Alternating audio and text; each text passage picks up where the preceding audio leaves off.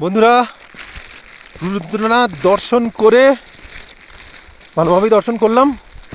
করে এখানকার একটা দোকানে খাওয়া দাওয়া করলাম, চাটা খেলাম। খেয়ে দিয়ে এবার রিটার্ন করছি, কিন্তু বৃষ্টি এসে গেছে, কিছু করার নেই, ফিরতে তো হবেই। এখানে অনেকে বলবে যে সন্ধ্যা আরতি দেখিনি, হ্যান ত্যান, অনেক কথা, অনেকের পার্সোনাল মত থাকতেই পারে। কিন্তু এখানে আমি যত লোকের কাছে শুনলাম তারা সবাই বলছে যে রুদ্রনাথে থাকবে না।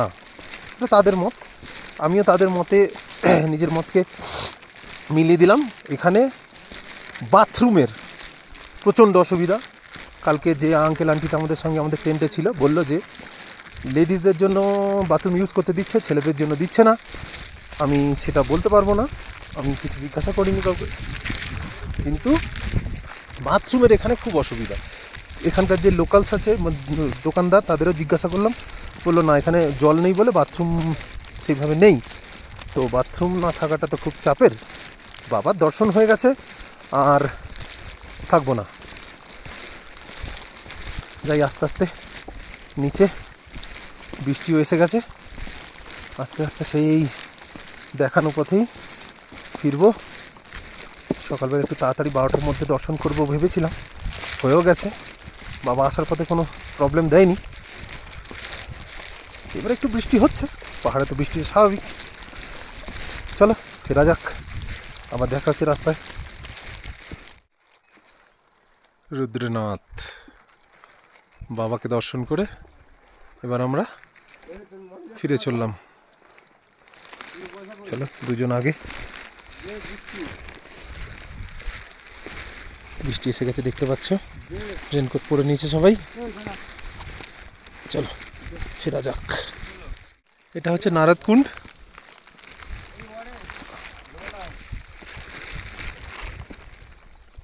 এর ব্যাপারে বেশি আমার জ্ঞান নেই, কিন্তু একটা জিনিস কশনারি ওয়ার্ড আছে,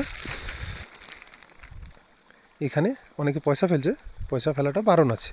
কেউ যদি আসেন পয়সা ফেলবেন না। এখানে একটা ভোলে বাবার মুখ আছে।